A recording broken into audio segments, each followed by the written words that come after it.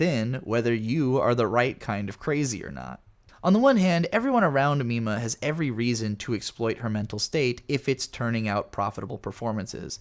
But on the other hand, that's not what anyone is setting out to do, per se. No one is forcing her hand, and in fact, plenty of people are begging her to change course. But Mima keeps deciding over and over to keep pushing forward and breaking herself further from reality on the basis of her reaffirmation from onlookers. What I think is that on some level, Mima must have always known that she was like this. She must have always had some dissociative tendencies, and she's letting that aspect of herself come to the forefront so she can try to understand it. And it might not even have been something she was having so much trouble with if outside forces weren't complicating it. Stalker stagehand murders the TV writer on the basis of his expectation that Mima will return to performing with Cham immediately as a result. That doesn't happen, but he's become so delusional that he convinces himself it actually has, which reads very ironically for us viewers because we've just had it made very clear that Mima cannot possibly ever rejoin that band, which has had a total image change since then and way more success without her, to the point of becoming radio personalities on top of singers. Meanwhile, Mima has submitted herself to a model photo shoot and let them convince her to get naked, failing to realize that if she gave them a bunch of great full-bearing nude photos, then that is all they are going to use.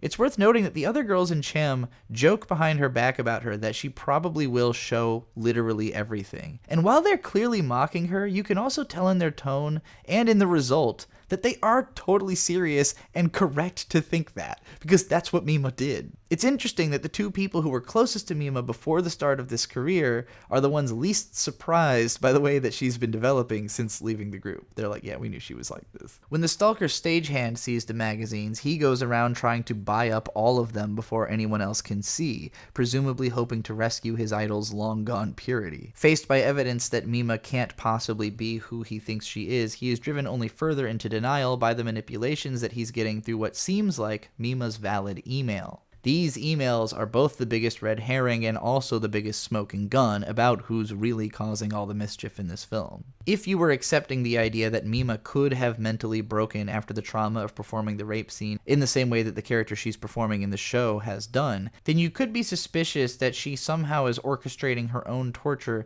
in the moments when she's lapsing out of reality. But knowing that it's actually Rumi sending the emails, it becomes clear how this guy is actually just being exploited for his mental illness by someone who's convincing him that they actually are the real Mima and that the one he sees in the magazines is an imposter who needs to die. Among the most famous scenes in this film is when a presentation of Mima invades the nude photographer's house and gruesomely murders him with an ice pick. We never exactly learn who actually committed